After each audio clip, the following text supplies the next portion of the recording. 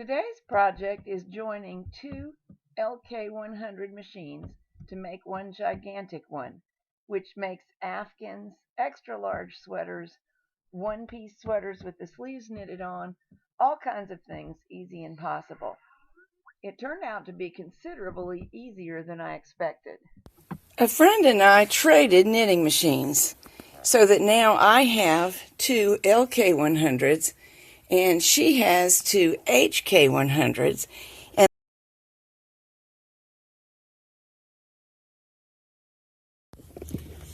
I peeled up the end of this to have a good look and make sure I wasn't destroying anything priceless. And it's just a plasticky cardboard.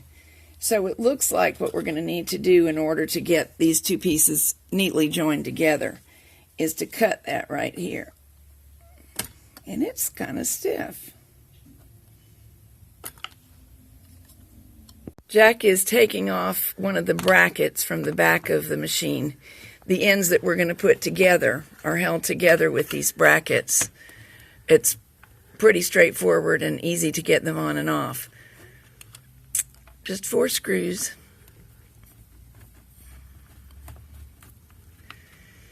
But we have figured out something that needs to be checked to make sure that the two ends will match up correctly. And we'll get there to show you in a moment. I finished my cuts off camera because I needed to be careful. Now we still have the fact that they won't come apart till we trim the sponge bars, or at least release them. And I've already removed the needles from this side. I will remove the needles from the other side while you watch. I'm sorry the camera angles cannot be the ideal camera angles because most of the time I'm knitting and I'm really familiar with it and I can work around the camera. But for this I have to have some elbow room. But the needles come out very easily. So these needles will become spares the way I'm setting this up. Because this last little section of 1, 2, 3, 4, 5, 6, 7, 8, 9 on each bed will not be part of the new mega machine. There we go. And at this point, that sponge will lift out of the way. And my extra piece will come off. Now, I'm wondering if I can put these two little pieces together and make a mini machine. Yes. All right, if you notice, these two pieces here meet in a smooth join, but here there's a jog in this piece. That's the needle bed. I mean, the front of the needle bed right, has a jog. So we got to make sure that this little jog doesn't interfere with the same thing over here, because they may not be the same from left to right. You can see, look, see the bed piece sticks into that, and over here it does not. So what do you So see? it looks like it will fit right into this one. That's what it looked to me like. We will try. Yes. Go. We're trimming the two sponge strips. This is an experiment. I may decide I need to do something different. All right, the big moment, putting them together. Jack is the mechanic, so we're letting him have the big moment.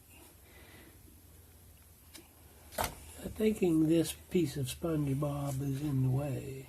Can you just compress it a little bit? That's what I'm going to try to do. Because that was my hope, is that I could get them compressed together. See if I can fold it under. There it goes.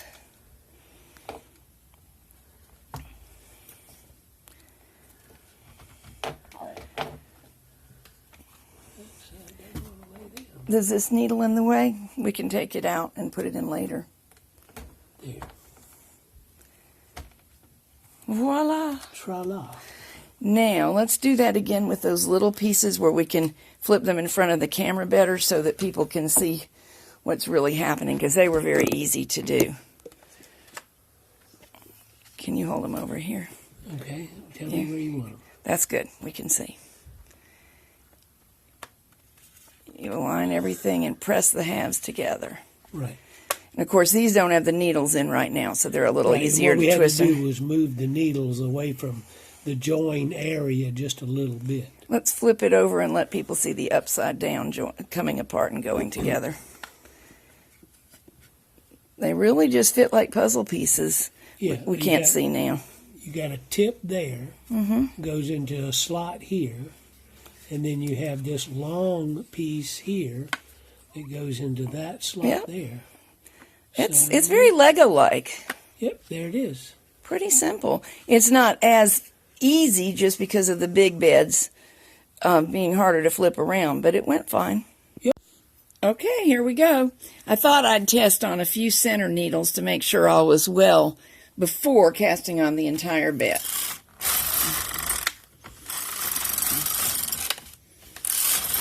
And I'm not having the slightest trouble where I joined it. Where I stepped on the yarn, I had a little trouble.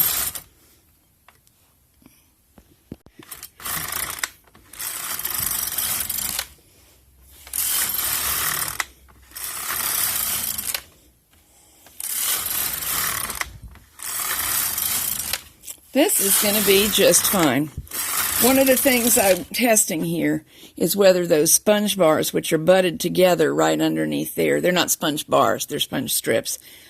Was that going to be a problem, or would that be an adequate join? And it appears adequate. The other thing is, one of the sponges was quite new, and one wasn't as new. They're both still good, but this one, you can feel the needles are looser, and I thought, well, can I get by with knitting them together like that for a while and then replace them both at once? And it looks like I can get by for long enough to experiment with this and make my first afghan. Well, that worked well. A cute little byproduct, an 18 needle machine for scarves. This is what you get for a tensioner on these little machines, these plastic bed machines, and I don't have a problem with it. It works fine. But it may be that it will be a good idea to set up a more traditional tension mast, because keeping the yarn on the floor in front of you, which is what you do with this style tensioner, may be more of an issue when I'm having to trot back and forth across the length of the bed. We'll find out. If it bothers me, we will rig something up and let you know. One little detail you might not know about these machines is that the stitch style is not quite the same as others. I'm moving the yarn out of the way so you can get a better look. It rotates like this. They all rotate. But the indicator is here. So I've got this set at stitch size 5, the middle of the dial. This would be as large as it would go. And the 9, which is the biggest dot, is pointing to the arrow, or the arrow's pointing to the 9, really. And this down here would be as small as it would go. This is worsted weight yarn that I'm knitting, and my guess was that the middle of the dial is where I wanted to be. Turns out to be true.